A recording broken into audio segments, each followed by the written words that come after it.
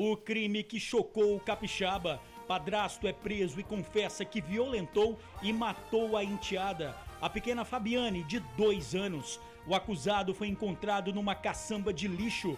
A mãe e outras pessoas suspeitas de auxiliar o criminoso são investigadas. A chuva que atinge o estado. Em Cariacica, um barranco tira o sono de moradores. Teve gente que abandonou a residência. A comunidade de Alto Laje pede providência da prefeitura. No aeroporto da capital, no fim de semana, foram mais de 40 voos atrasados ou cancelados. Hoje à tarde a situação era mais tranquila, mas ainda tinha gente desde ontem tentando seguir viagem. Discussão entre marido e mulher acaba em morte no sul do estado. A mulher foi esfaqueada. Apenas 10% das vítimas de violência procuram a delegacia. É o que afirmam especialistas em segurança. Um dos motivos seria o medo da impunidade. 2 pessoas morreram e outras 19 estão internadas em estado grave por causa da gripe. A campanha de vacinação termina essa semana, mas pouco mais da metade do público-alvo tomou a vacina. E estudantes vão poder comprar passe escolar fracionado na Grande Vitória. Antes, o valor da recarga mínima eram R$ 80. A gente volta em 1 minuto.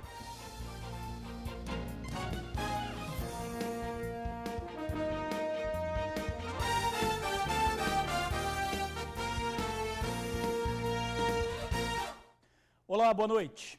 A morte da pequena Fabiane que chocou os capixabas. Depois de uma mega operação da polícia, o padrasto acabou detido. Ele confessou o crime. Agora a polícia investiga a mãe da criança e está atrás de outras pessoas acusadas de auxiliar o assassino. O sorriso de uma criança interrompido por um crime violento. Uma tragédia. Em uma cova simples, a inocência enterrada precocemente. Essas imagens marcaram o final de semana do capixaba. A morte da pequena Fabiane Isadora, de 2 anos, chocou a população e passa a ser um dos casos mais emblemáticos de violência contra crianças no Espírito Santo. Para a Polícia Civil, o caso de Fabiane é considerado o mais grave relacionado a crime sexual infantil desde a morte de Araceli Cabreira em 1973. E por uma triste coincidência do destino, Fabiane foi violentada e assassinada no dia 18 de maio, data da morte de Araceli há 44 anos, e que também marca o Dia Nacional de Combate à Violência Sexual contra Crianças. Em 2016, a Delegacia de Proteção à Criança e ao Adolescente concluiu 1.050 inquéritos relacionados a casos de abuso infantil. 60 pessoas foram presas. Em 2017, já são 22 prisões por crimes de abuso. Entre elas, a do responsável pela morte de Fabiane. Maicon Leles, de 28 anos, era padrasto da menina. Após uma mega operação da Polícia Civil, ele foi detido. Maicon estava escondido em uma caçamba de lixo, às margens da BR-262, em Viana. Ele confessou com detalhes o crime. Eu inventei de tomar a garrafa de uísque, comecei a beber e fiquei tonto. Comecei a ficar fora do normal, eu ia levar para casa da minha mãe. E aí? Não sei o que deu em mim, que ela estava andando, eu acabei empurrando ela, bateu a boca na parede. Aí ela começou a chorar e não parava e violentei ela e bati nela no banheiro. Esse caso, sobretudo, foi um caso extremamente cruel, porque você vê que aquela criança foi submetida a uma sessão de tortura por mais de 4 horas. Além da tortura, houve a violência sexual, o estupro, quer dizer, é algo que...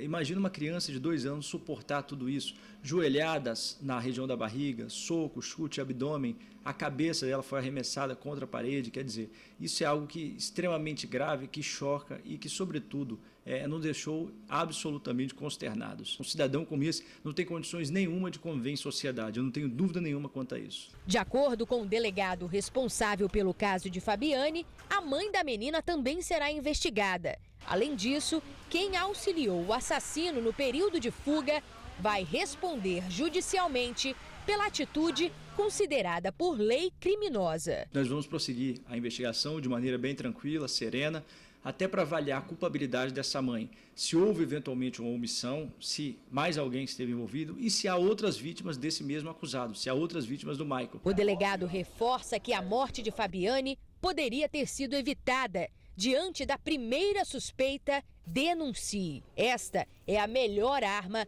no combate a crimes contra menores. Aquele que foi vítima ou a mãe que eventualmente saiba, ele tem o dever de comunicar o fato à autoridade policial, de comunicar o fato na delegacia mais próxima, a fim de que a polícia possa agir, possa atuar e, sobretudo, evitar que algo de mais grave aconteça. O acusado continua detido. A polícia já identificou um suspeito de ajudar o assassino.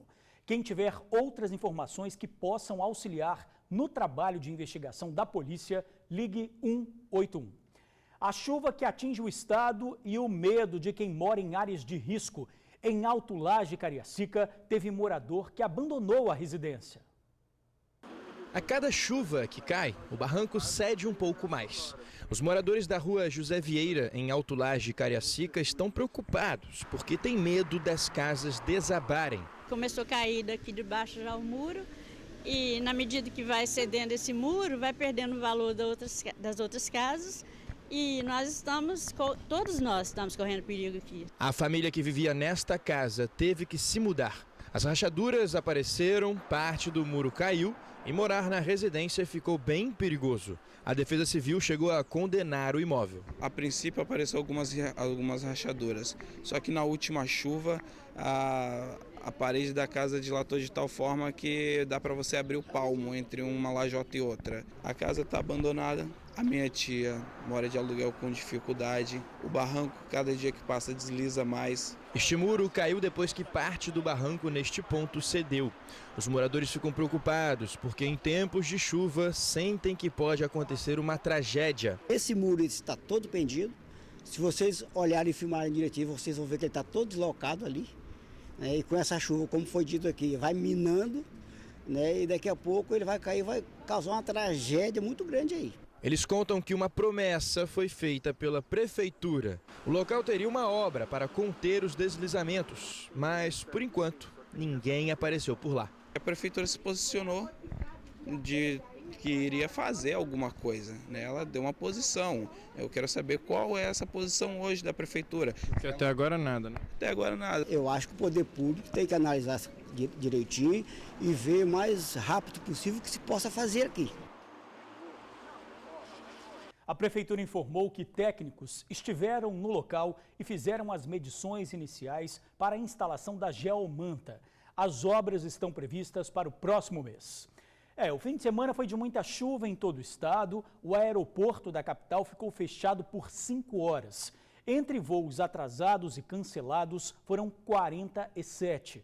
Hoje à tarde, atrasos e cancelamentos também foram registrados. Seu Toninho pisou no aeroporto de Vitória e logo foi conferir o voo no painel eletrônico. Despacho aberto, está confirmado. 18h25 ainda, tudo pode mudar ainda, né? Tomara que o Papai do Céu fala que está tudo bem. Breda e a família estão há 24 horas tentando voltar para casa.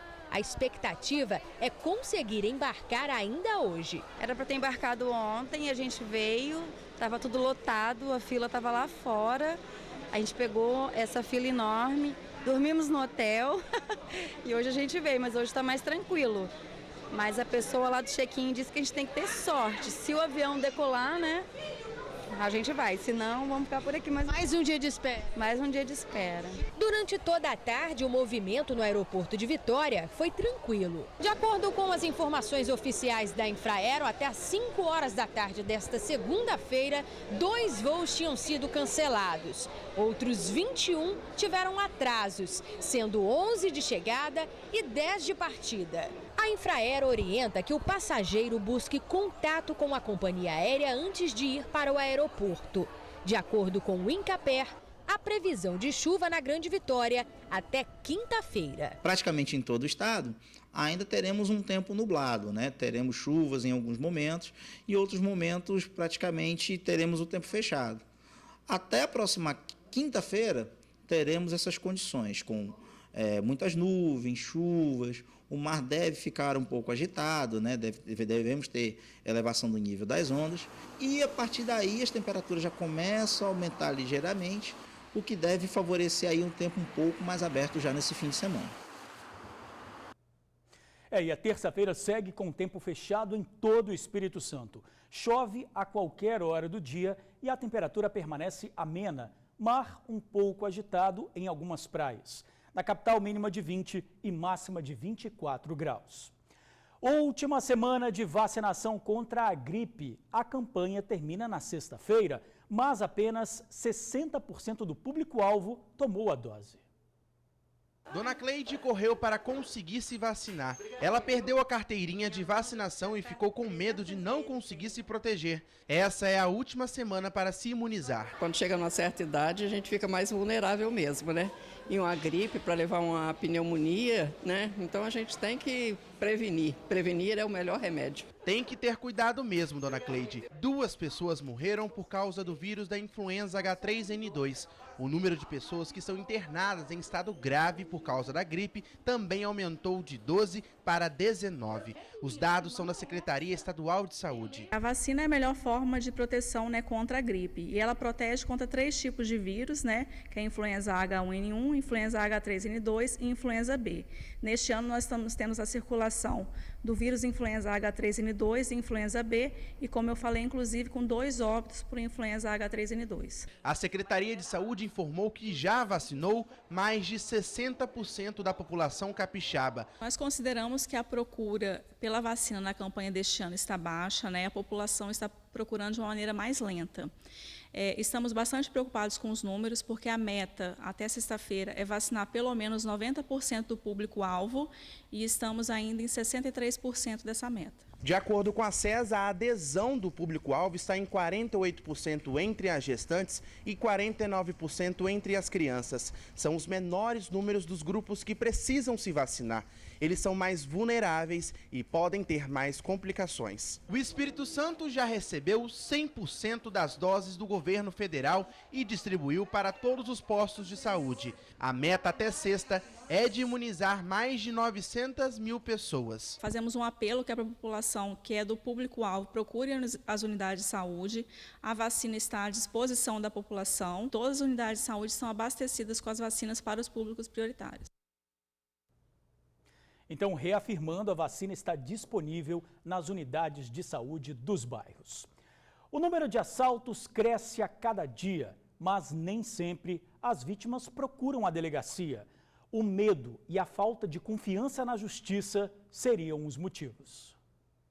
O bandido entra na farmácia e obriga os donos a entregar todo o dinheiro do caixa. O assalto aconteceu na última sexta-feira. As imagens são da câmera de segurança do estabelecimento, alvo desse mesmo criminoso outras 2 vezes. Dei o dinheiro, ele começou a pedir mais coisas, foi lá, pegou um par de chinelo, começou a ameaçar a minha esposa até, que estava comigo lá, minha esposa grávida, para não ligar para a polícia, porque se ligasse voltaria para nos matar. Pois é, foram tantos assaltos que o proprietário já perdeu as contas. Na 4ª ocorrência, ele desistiu. Hoje já nem registra a queixa na polícia. Passou a conviver com a sensação de impunidade e de impotência. Para mim, os boletins passaram a ser uns meros pedaços de papéis, porque eu já contei 10 a 15 assaltos lá na farmácia. Você vai ficar guardando papel para quem ainda vê esses papéis jogados dentro de casa, te dá mais remorso, te dá mais raiva. Alguns especialistas acreditam que apenas 10% das vítimas registrem de fato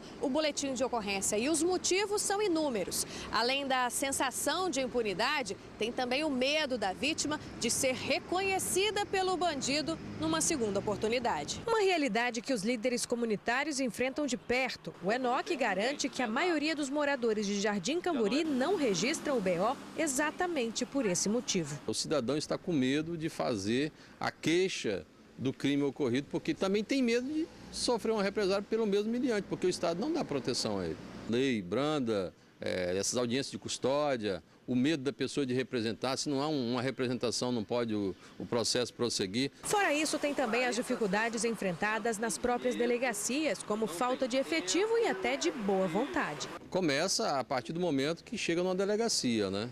Falta de acolhimento, a falta de interesse, fazer um boletim de ocorrência, às vezes de 10 ocorrências que se faz hoje na delegacia de Polícia Civil, no máximo 10 a 20% é investigado. O registro da ocorrência é de extrema importância. Além de resguardar a vítima em alguns casos, é a partir das ocorrências que os crimes são mapeados e outras medidas podem ser tomadas. O Estado, quando nos recebe para uma demanda, para uma reclamação, para um boletim de ocorrência, não está fazendo nenhum favor. Está recebendo como uma atuação típica do Estado, de ter que garantir àquele cidadão um mínimo de segurança. O boletim de ocorrência é a primeira comunicação que o cidadão faz de que sofreu uma violência e de que precisa da proteção do Estado. Se não for através de um registro de boletim de ocorrência, o Estado não tem nem como iniciar nenhum tipo de proteção. A advogada avalia que esse quadro é reflexo da descrença do cidadão nas autoridades, mas a orientação continua a mesma, até porque não se pode abrir mão de um direito tão importante. Infelizmente, estamos enfrentando uma situação de turbulência muito grande. As instituições, efetivamente, elas perderam um pouco a credibilidade. Mas, ao mesmo tempo, nós precisamos refletir que é buscando as instituições que a gente vai conseguir trazer alguma transformação. A Polícia Civil disse que todas as ocorrências registradas nas delegacias são investigadas e reforçou que é importante fazer o registro para que o autor seja identificado. Carro é roubado em Vila Velha. A ação foi registrada por uma câmera de segurança.